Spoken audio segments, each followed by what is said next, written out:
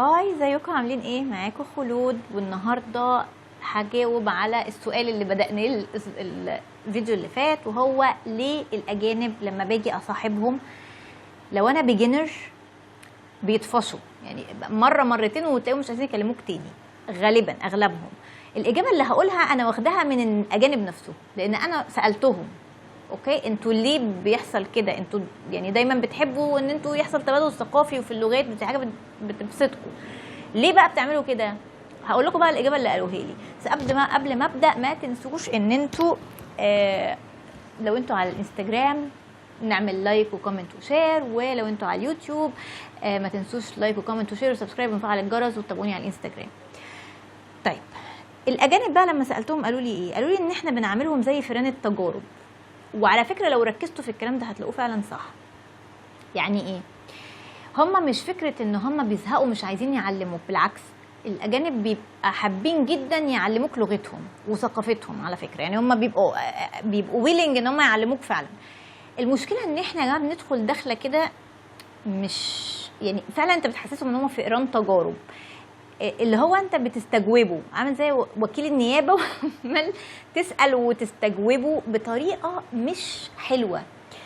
هم ممكن يدوك كل المعلومات اللي انت عايزها ويبقوا صحابك العمر كله، ولكن لو حسوا الموضوع داخل من ناحيه الصداقه، مش من ناحيه ان احنا نبقى بنتعلم فيهم. اوكي؟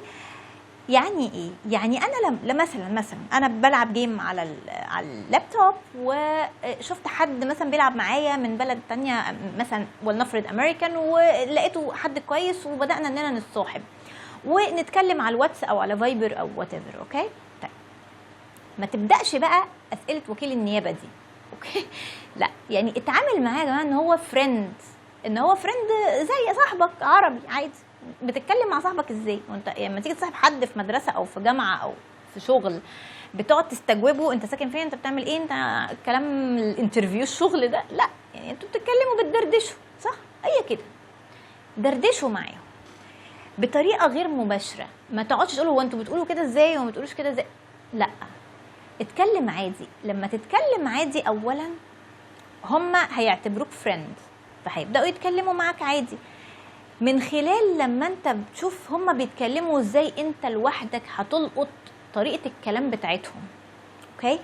لما تقربوا من بعض وتبقوا فريندز بقالكوا شوية، ممكن فعلا بقى ساعتها تسألهم انتوا بتقولوا كده ليه وما بتقولوش كده ليه؟ طب احنا بننطق ده صح ازاي؟ اوكي، ولكن ما يبقاش هو الموضوع كده. الموضوع يبقى قائم على الصداقة، مش قائم على ان هو فرط تجارب وانا بتعلم فيه. اوكي؟ عشان هما بيفرق معاهم الموضوع ده جدا. انا بقول لكم هما اللي قالوا لي كده شخصيا.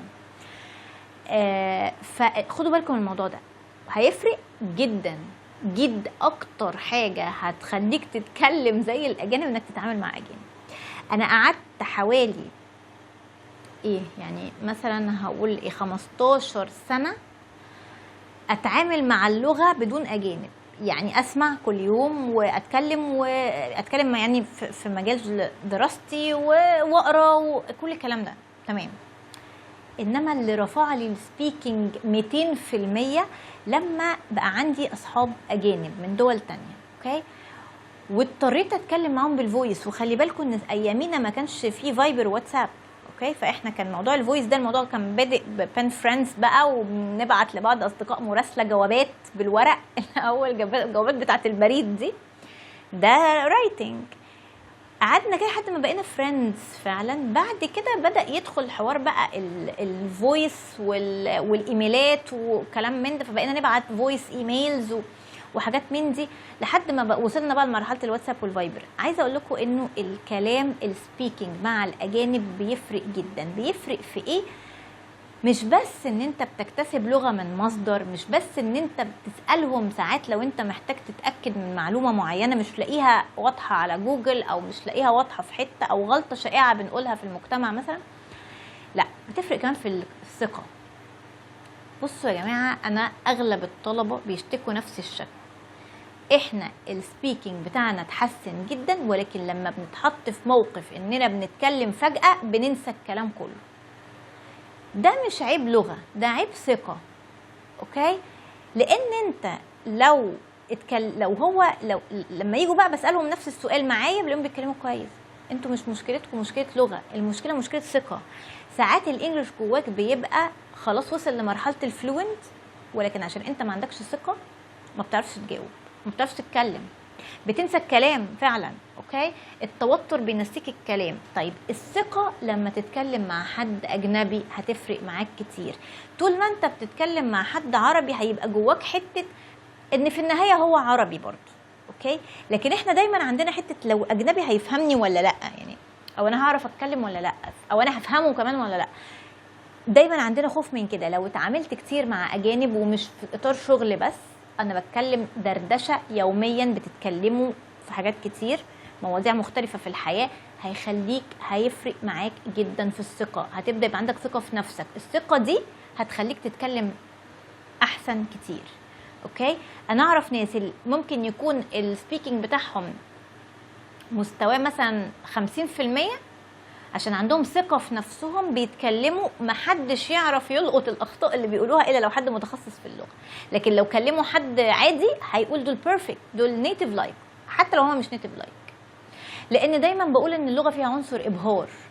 عنصر الابهار النطق. انت لو نطقك حلو قوي، لو اللي قدامك مش متخصص في اللغه هينبهر بالنطق، فهيحس ان انت بيرفكت، حتى لو عندك اخطاء في الجرامر، حتى لو عندك اخطاء في الكلمات، هو مش هيركز من كتر ما اللغه حلوه في ودنه. اللي هيلقطها بقى لو حد اصلا تخصصه لغه، اوكي تخصصه يعني بيدرس لغه فبيعرف يلقط الاخطاء، لكن لو حد عادي لا مش هيلقطها. اوكي، فالثقه نص مهاره السبيكينج، ثقه نص مهاره، حرفيا نصها. يعني 50% listening وتدريب وكل الكلام ده، ال 50% التانيين ثقه.